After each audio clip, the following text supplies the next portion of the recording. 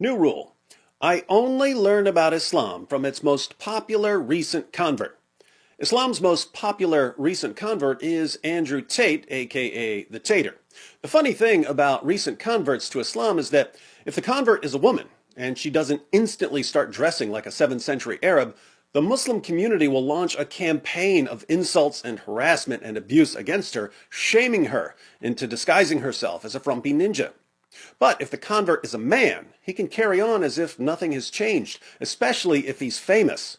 He can walk around shirtless, he can drink alcohol, he can eat whatever he wants, sleep with whomever he wants. The Muslim community won't care because he's a man and famous.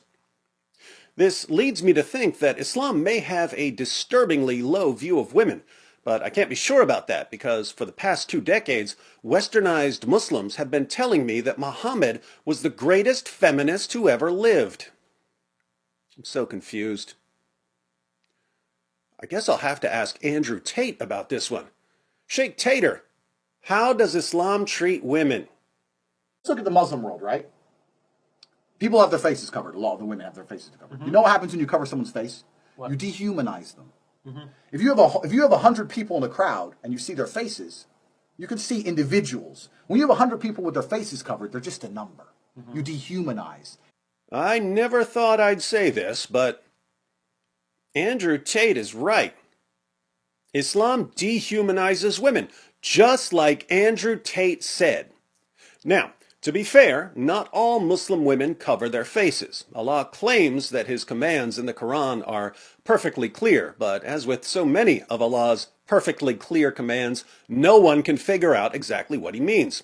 So he tells women to draw their garments over their bodies.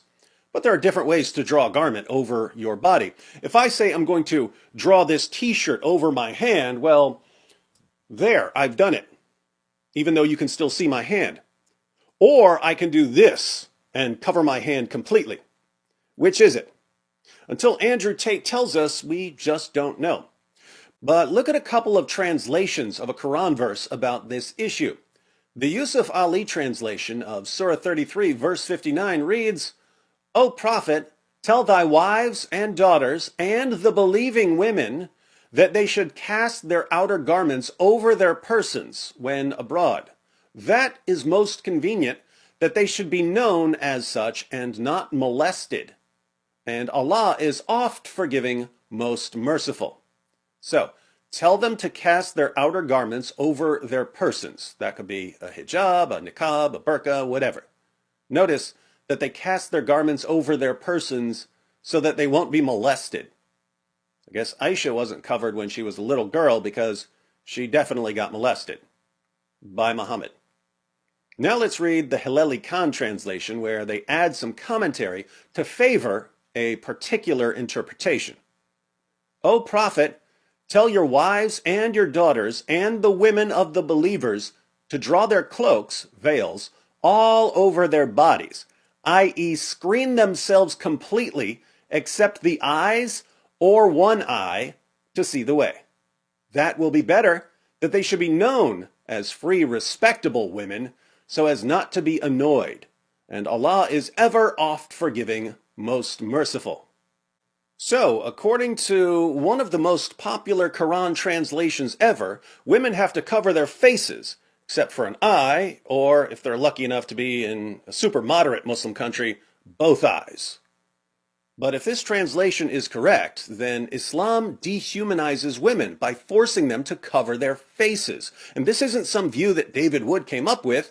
This is the view of the new poster boy for Islam, Andrew Tate.